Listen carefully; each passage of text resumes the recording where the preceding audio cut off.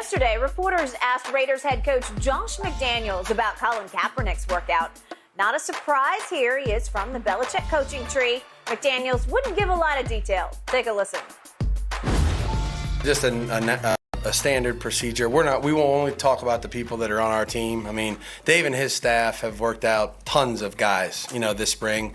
And we really don't make comments about the evaluations that we made or, what they look like, what they didn't look like, strengths and weaknesses, those kind of things. They're kind of, private, obviously, for us as we look at things to try to make decisions to make the team better. And, if players are added to the team, then obviously we'll talk about them at that point. But, I respect the question 100%. I understand, but that's kind of what we'll stick to. All right, Shannon, what do you take from McDaniels' response to this question about Kaepernick? I guess Josh McDaniels brought Patriot way. It's now the Raider way. Because that's what they do. They're very tight-lipped, Skip, about. He's heard that before, hasn't he? He absolutely has, Skip. But this was a process, Skip. It just goes to show that Colin Kaepernick got a tryout. That doesn't mean he's on the team.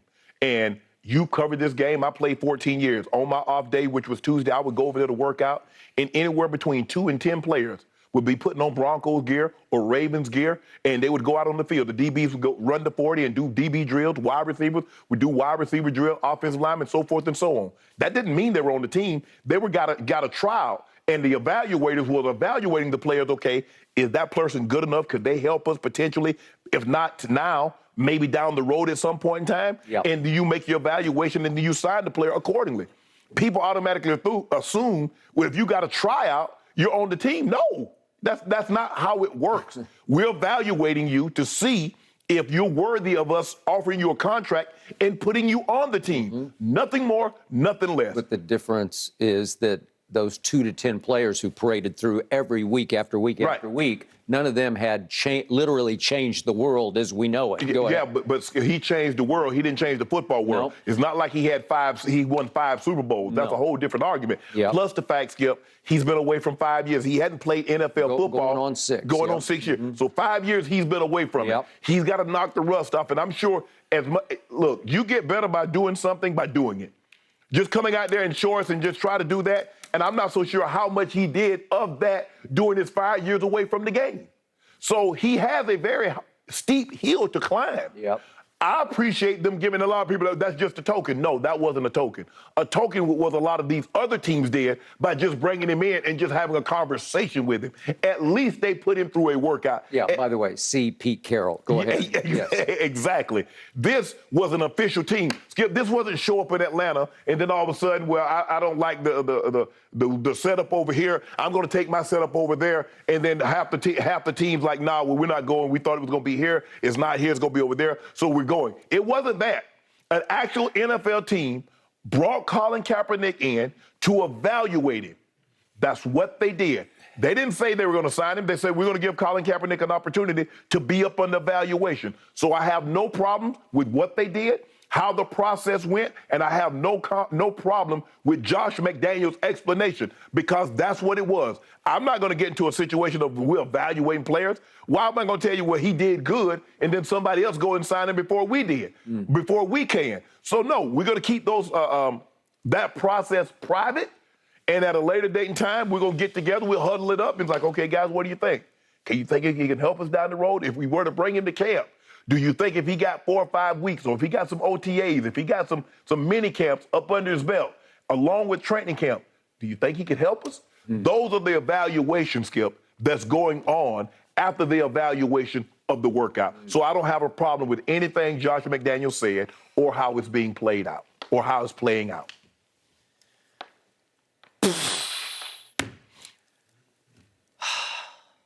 I was left completely blindsided and deflated by Josh McDaniels' comments, or lack thereof, about Colin. I got excited talking to you yesterday. I got excited the day before talking to Spike Lee for his documentary. I became a runaway emotional train thinking, yeah, there is one guy out there, the son of the late, great Al Davis, who is capable of saying, I don't care what anybody else thinks, this guy can help us win football games, and he is going to be a Raider right here, right now. I was heading in that direction. To your credit, you were much more skeptical of it yesterday. Even yet, you've always been skeptical, but you maintained your skepticism yesterday, and I did not maintain mine. Because I thought back about an Al Davis that I got to know, that I got close with. First black head coach, first black quarterback drafted in the first round, highest ranking female executive ever, Al Davis, father of Mark Davis. And I thought, okay, here we go, right? Yep. And then this happened. At least Josh could have given you a hint of, Colin looked great, but we have some work to do. Something like that. He gave him no quarter. You know, he didn't give him an inch of, and again, he Isn't said, that Belichickian? Yeah, well, even I know, with Tom Brady, he said the man didn't give Tom Brady no credit. You think Josh go give Colin Kaepernick? okay, but he kept saying this is just standard procedure. We will only talk about the people who are on our team. Right. And he leaped to defend his starting quarterback, Derek Carr, saying, we love Derek, and in no way, shape, or form is this any threat to Derek. Because he was asked the question, did you inform Derek that you're going to bring Colin in? He said, no, I didn't need to, because he knows this is his team. Skip, they just gave the man 3 years, $122 million. Okay, I got it. But there is a school of thought out there that the biggest problem with bringing in Colin Kaepernick is nothing about protests or any of that. We're way past that. It's the threat he poses to your starting quarterback. Because Colin Kaepernick, I don't care what you say, over time through Black Lives Matter movement, I think a lot of people, it's almost Ali-esque that a lot of people in this world came around to his point of view. I agree. Just like Ali, it took a long time for the world to come completely around to quote unquote draft dodging to say, wait a second, he had a point, man. Yes. And good for him to having the guts to stand up, okay? Same for Colin. Good for him having the guts to kneel down. Right. And yet, he is such a beloved figure, or if you want to just go popular or just such a celebrity.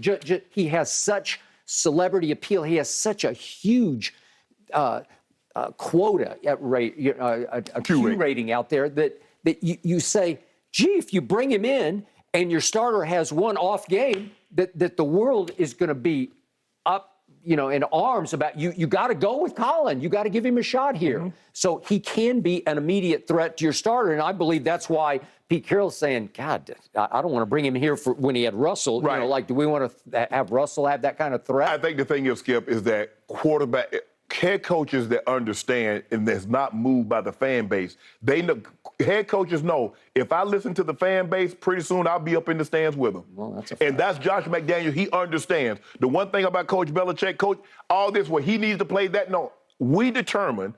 You determine who gets to play by how you play when we put your butt in the game. Josh McDaniels is not going to be moved by that, by what Colin Kaepernick did off the field. It was great things. He's done some really good things, a great thing or two on the football field, but that's been years ago. Josh McDaniels isn't going to be moved or swayed by public perception. No. And I think now, Skip, the public is, okay, now he got a chance, just put him back in there. No, that's not how it works in pro sports. That's not how it works. You've got to earn it. And if he earns it, he deserves the right to play. But, Skip, Derek Carr did take the team to the playoffs. Derek Carr has been a good quarterback. Skip, I'm not saying he's been great. Yeah. But he's been a very good quarterback. That was his first ever playoff game. Yeah. Okay? First ever. Yeah. And he lost it, but it was at Cincinnati. It's hard. They're going to the Super Bowl. Right. Okay.